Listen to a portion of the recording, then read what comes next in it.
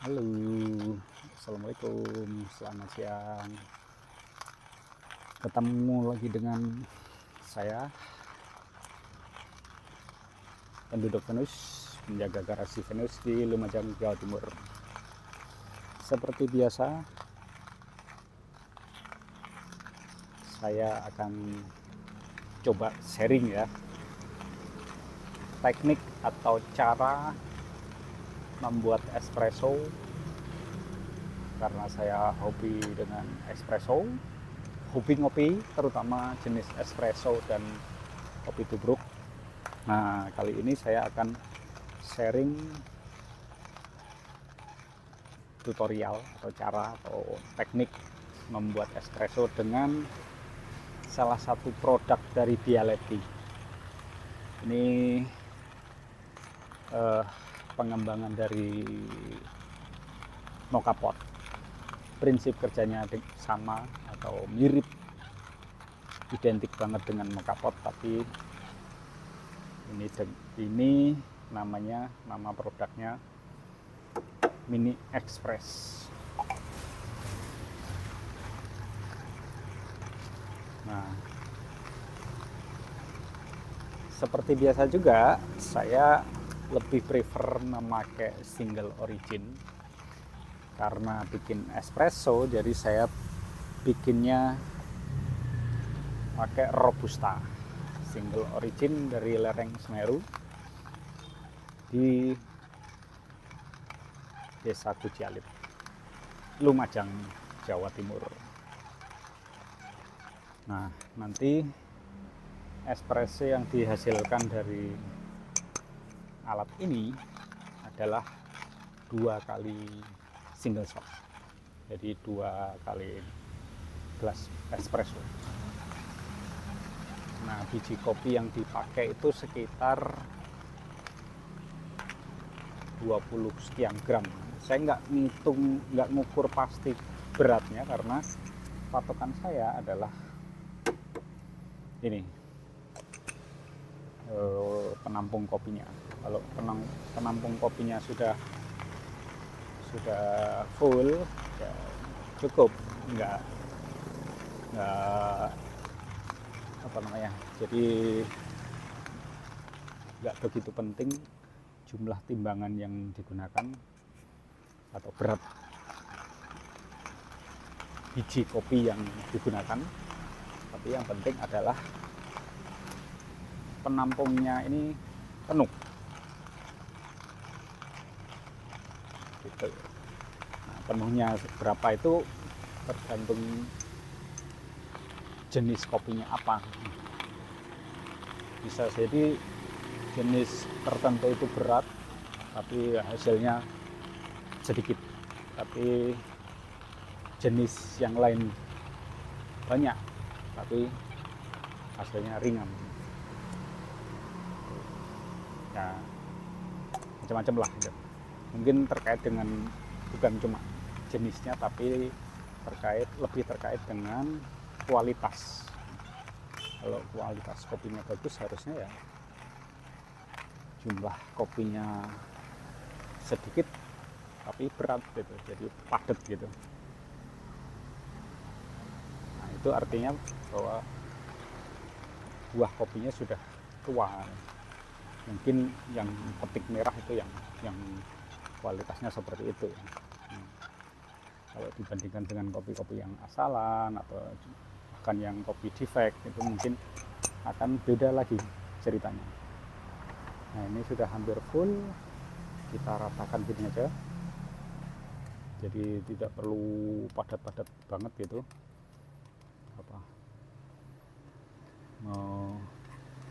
mengisikan kopinya. Nah, ini saya pakai kompor listrik, udah dipanaskan, udah panas, ini udah panasnya sampai sini. Terus kemudian pakai airnya ini yang sudah panas juga biar cepat, jadi nggak perlu nunggu lama. Nah, seberapa airnya ini, sampai ini ada batasnya di sini. Kalau nanti teman-teman di rumah punya alatnya atau sudah punya, pasti udah paham sampai seberapa banyak airnya, karena sudah pabriknya sudah mendesain sedemikian rupa sehingga konsumen sudah tahu sampai seberapa banyak atau batasnya seberapa air yang diperlukan. Nah, sudah nanti tadi sudah dimasukkan penampung, bukan penampung, wadah kopinya, kemudian tinggal dipasang gini aja sampai rapat, sebisa mungkin sampai rapat karena biar nggak bocor nanti di sini. Biasanya bocor di bagian sini, di ulirannya. Nah, ini karena kompornya sudah panas, pasti nanti cepat, apalagi airnya pakai air yang panas. Baru taruh gelas espressonya. Nah, prinsip kerjanya mirip banget dengan moka pot. Moka pot kan ini airnya, penampung airnya dimasak di sini, nanti menguap. Uap airnya itu akan melalui ini kopi dengan tempat kopi yang sudah dikasih bubuk kopi. Nah, nanti uap airnya setelah melalui kopinya nanti akan membawa sari-sari kopinya melalui 2 buah pipa ini. Nah, kalau ini ekspres melalui pipa ini, kalau mau kapot ada penampungnya. Saya ambilkan dulu mau kapotnya biar lebih jelas bagaimana apa yang disebut penampung kopi yang mana sih, biar nggak perlu bayangin aja tapi bisa melihat langsung gambarnya seperti apa. Sorry terlalu lama karena saya taruh di tempat lain. Nah, kalau mau kapot kan seperti ini. Nah, dari bawah sama penampung air, kemudian ini tempat kopinya. Terus kalau yang di mau kapot nanti penampungnya di sini. Ya, ini kan ada lubang ini, espressonya keluar dari 2 lubang ini. Nah, di mini express bukan ditampung di sini tapi disalurkan. Nah, kalau ini kan langsung tumpah di penampung. Kalau yang di mini express itu disalurkan. Nah, itu. Nah, tentang pemilihan kopi. Kopi yang banyak direkomendasikan oleh para barista itu untuk espresso kan robusta gitu. Nah, saya juga mengikuti itu dengan level roastingan yang cenderung ke dark, jadi medium to dark atau ke dark. Kalau terlalu medium nanti katanya, ini kata orang-orang yang sudah sering bikin espresso itu enggak terlalu bagus. Nah, ini sudah keluar ya. Nah, level gilingannya kalau saya pakai manual grinder ini pakai yang paling halus. Nah, kalau yang untuk pakai yang electric grinder mungkin bisa yang paling halus atau sedikit lebih kasar. Jangan terlalu kasar waktu itu. Ya, kecenderungannya kalau bikin espresso kan halus, bubuk halus. Nah, ini kita lihat ya hasilnya ya. Nah, kalau di sini sudah mulai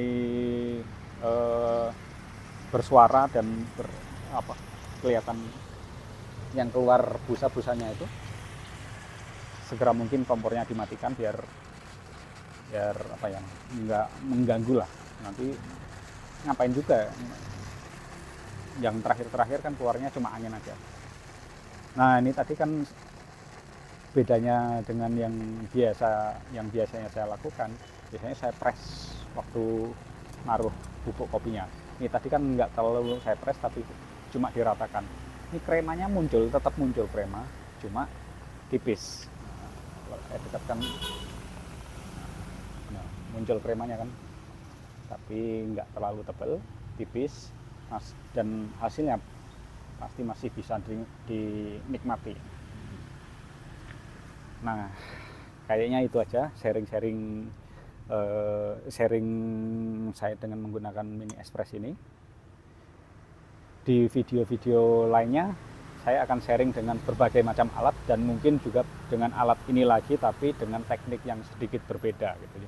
Jadi memang harus sering diulang-ulang ya dengan berbagai macam perlakuan sehingga nanti ketemu teknik yang paling bagus yang menghasilkan espresso dengan krema yang paling sempurna.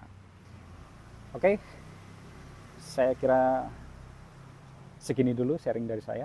Saya habis ini akan menikmati espresso yang dihasilkan oleh Minipresso ini bersama ini yang di belakang saya ini.